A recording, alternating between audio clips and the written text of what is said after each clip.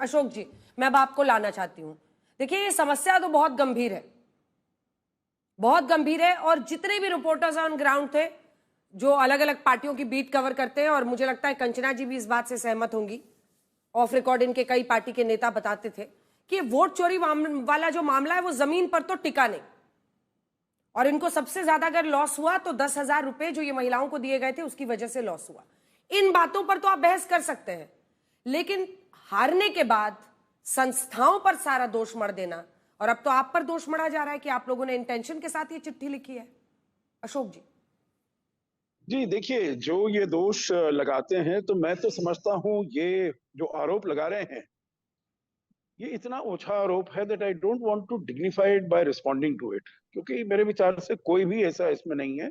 जी। सभी ने अपनी देश की सेवा की है, सभी भी जिस जिस कार्य में रहे हैं, जिस जिस जगह रहे हैं, उन्होंने बहुत ही। और मैं अगर अपने बारे में बताऊं तो देखिए, मैंने बीजेपी के कार्यकाल में तो काम ही नहीं किया है।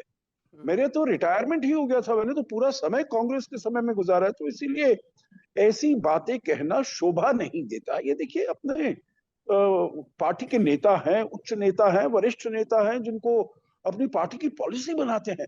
अगर उनकी सोच इतनी गिरी हुई है, इतनी ऊंची है, तो ये तो फिर दर्शाता है जो पार्टी किस लेवल तक पहुंच गई है। परंतु इसको तो मैं बिल्कुल सिरे से इसको मैं नकारता हूँ। ये तो बिल्कुल वो है नहीं, इसमें कुछ भी वैल्यू नहीं है। दूसरी बात है, देखिए, जैसे आपने बताया अंजना जी, जहां जहां वो सक्सीड होते हैं वहां पर तो कुछ भी नहीं देखा जाता है। जहां पर वो फेलियर होता है और वहां पर वो एकदम आ जाते हैं जो वोट चोरी हुई है। परंतु असल में दो चीजें हैं इसमें। अगर इसमें कुछ दम होता तो वहां की जो जनता है वो देखती, वहां पर ना तो एसआईआर का ना वोट चोरी का किसी का कुछ भी ट्रैक्शन नहीं हुआ है। अगर कुछ होता तो जरूर वहां से कुछ आवाज उठती, बिल्कुल नहीं है। दूसरी बात है, देखिए, हर एक चीज की, जो अभी एक वक्ता बोल रहे थे, हर जी। एक चीज की एक प्रक्रिया होती है। आपने किसी ने अगर कोई क्राइम किया है, उसके विरुद्ध आप कुछ करवाना चाहते हैं, आपको जाकर एफआईआर लिखवानी पड़ेगी, आपको कुछ ना कुछ एप्लीकेशन देनी पड़ेगी, एफिडेविट देना पड़ेगा। अब ये इलेक्शन कमीशन का जो भी हमारा इलेक्शन रूल है उसमें ये एक काम करने की प्रक्रिया है, जिसमें आप जाइए, खाली आप यहां से बोल दें 1,000 ये वाले चोरी हो गए, 11,000 वहां चोरी हो गए। अरे आप 1,000 और 11,000 को छोड़ दीजिएगा, आप एक का वो ले लीजिएगा, एक का एफिडेविट आप करके दे दीजिएगा, उसके ऊपर आप रिजल्ट देख लीजिएगा। अगर एक भी खराब हो जाता है, यहाँ तो एसआईआर में आप कह रहे थे इतने हमारे लोगों को निकाल दिया गया, एक भी सामने नहीं आया। अब इससे तो आपके वो ठीक। बिल्कुल भी वो नहीं, जी। आपकी बात में ठीक बिल्कुल है भी कंचना जी, दम नहीं था। ऐसे ऐसे ये देखिए अंजना, अधिकारी मैं हैं, बिल्कुल। हाँ, जल्दी कंक्लूड करें सर, एक सेकंड में जल्दी कंचना जी को, या जल्दी जल्दी मैं प्लीज। आखिरी चीज ये कहना चाहता हूं। देखिए, क्योंकि मैं विदेश सेवा से हूं, और विदेश सेवा में हम ये कहते हैं, जो भारत का अगर पूरे विश्व में सबसे ज्यादा अगर डंका माना जाता है तो वो है जो हमारा जो लोकतंत्र है, बहुत ही सशक्त है, बहुत डायनामिक है, बहुत रोबस्ट है। अगर ये आप लेकर जहां भी पूरे विश्व में जाते हैं और इसके बारे में इसको नीचे दिखाने का प्रयास करते हैं, ये कहते हैं नहीं हम अपने देश के बारे में नहीं कह रहे, हम सरकार के बारे, नहीं नहीं नहीं, ये आप देश की डेमोक्रेसी को आप डिफेम कर रहे हैं, आप उसको नीचे दिखाने का प्रयास कर रहे हैं। और मेरे विचार से ये समय है जब पूरे विश्व में इतना उथल पुथल हो रहा है, जी जी। हम सब साथ में मिलकर आना चाहिए, साथ में काम करना चाहिए, ठीक है। देश को सशक्त करना चाहिए, न कि अपनी सारी एनर्जी ऐसे बातों में ठीक जिनका है कोई मेरे कंचना जी, विचार यही से। सवाल मैं आपके पास लेकर आना चाहती हूँ, क्योंकि देखिए हमने सीटें भी निकाली हैं, हर तरह की सीट, जिसमें सबसे ज्यादा वोट कम ज्यादा कटे, जिसमें सबसे कम वोट कटे, कम वोट जो कटे उसके साथ मैं शुरुआत करना चाहती हूँ। 5 सीटें हमने ऐसी ली हैं। दरभंगा, वहां पर 2,859 वोट कटे थे, वहां पर सोचिए बीजेपी की जीत हुई है 24,000 से ज्यादा वोट से। आप कितने वोट कटे और विक्ट्री मार्जिन देखिए। फिर हमने निकाला है चनपटिया की सीट, जहां पर वो मनीष कश्यप खड़े हुए थे, उन्होंने काफी भूमिहार वोट काटा है जनसुराज वाले, वहां पर कांग्रेस पार्टी जीती और कांग्रेस पार्टी 602 वोट से जीती। फिर आप निकाल लीजिए बेतिया की सीट, जहां पर 22,000 के मार्जिन से बीजेपी जीती, 6,000 वोट कटे थे। डेहरी जहां पर 6,000 वोट कटे थे, 35,000 से एलजेपीआर जीता। मतलब वही एवरेज जो इनका पूरा स्टेट वाइज एवरेज है 80% सीटों का, वही इसमें भी दिख रहा है, 4 आउट ऑफ 5। ऐसा ही जहां पर सबसे ज्यादा वोट कटे, वो वाली सीट दिखा दीजिए। ये देखिए 56,000 औसतन, यहां पर 40 से लेकर 56,000 तक वोट कटे। उसमें भी एक कांग्रेस पार्टी जीती है, बाकी में उनका वही सेम रेशियो है जो फाइनल रिजल्ट्स में है। ऐसे ही 5 विधानसभा जहां पर सबसे ज्यादा वोटर जुड़े हैं, वो भी हमने निकाला।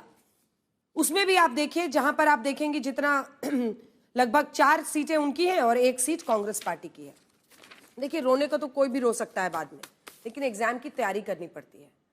एग्जाम की तैयारी में शुरू में वोटर अधिकार यात्रा निकला, दोनों साथ दिखे, लेकिन उसके बाद से मतभेद दिखे। सीएम अनाउंस होने में लेट हुआ, उसके बाद से 10 सीटों पर फ्रेंडली फाइट करेंगे एक साथ आप लोग अनाउंस कर रहे हैं। जब हम लोग पूछते थे तो आप लोग छोड़िए, आप लोग देखने दीजिए। मतलब कब तक दूसरे पर दोष मढ़ेगी ये पार्टियां जो अच्छा नहीं कर रही हैं। पिछली बार आप ही की पार्टी ने इतनी अच्छी परफॉर्मेंस की थी। देखिए अंजना जी, मुझे लगता है कि आपने हाँ कितना वोट जुड़े कितना वोट घटे ये सब बातें तो कर लीजिए। जहां तक बात यहाँ पर संस्था की हो रही है, संस्थाओं पर चोट कर रहे हैं राहुल गांधी जी और अपोजिशन, तो मुझे पूरी तरह से याद है कि 2018 में ही चीफ जस्टिस ऑफ इंडिया के खिलाफ सुप्रीम कोर्ट के जो सीनियर जजेस बाहर आए थे, अनप्रेसिडेंटेड उन्होंने प्रेस कॉन्फ्रेंस किया। कभी किसी जजेस ने ऐसे प्रेस कॉन्फ्रेंस नहीं किया था और उस आरोप भी लगाया कि सरकार के को लेकर ये लोग पक्षपाती है, साथ में लेकर चलते हैं, इंटरफेरेंस होता है। अपने ही चीफ जस्टिस ऑफ इंडिया के खिलाफ जजेस निकले थे, तब तो संस्थाओं पर कोई हमला नहीं हो रहा था क्योंकि जजेस कर रहे थे। आज पहले तो लगा कि मुझे कौन है ये लोग जिन्होंने लेटर लिखा है, लेकिन सुनने के बाद शायद आपको ऑडियंस को भी सबको हम सबको क्लियर हो गया कि आखिर में इन्होंने कहा, इन्होंने क्यों लिखा है वो लेटर।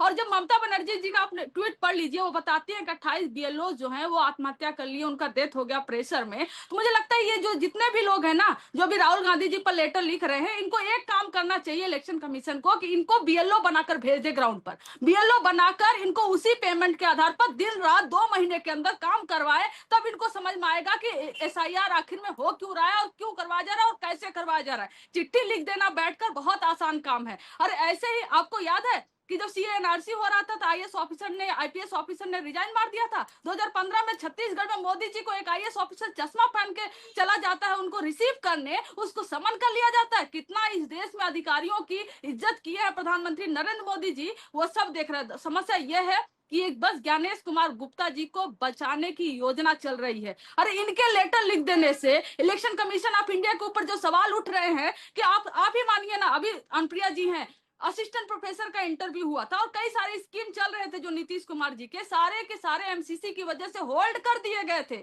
आखिर में ऐसा क्यों हुआ कि 10,000 रुपए को होल्ड नहीं किया गया और फर्स्ट फेज के पहले और सेकंड फेज के पहले पैसे अकाउंट में भेजे गए? क्या किसी अधिकारी ने, रिटायर्ड अधिकारी ने या किसी भी ऑफिसर ने लिखा इसके खिलाफ कि ऐसा नहीं होना चाहिए? और सेम अगर वेस्ट बंगाल में ममता जी की गवर्नमेंट है, अगर वो 10,000 रुपए 15,000 रुपए महिलाओं के खाते में और पुरुषों के खाते में बांटने लगे, तो क्या ये लोग फिर लेटर नहीं लिखेंगे ममता जी के खिलाफ?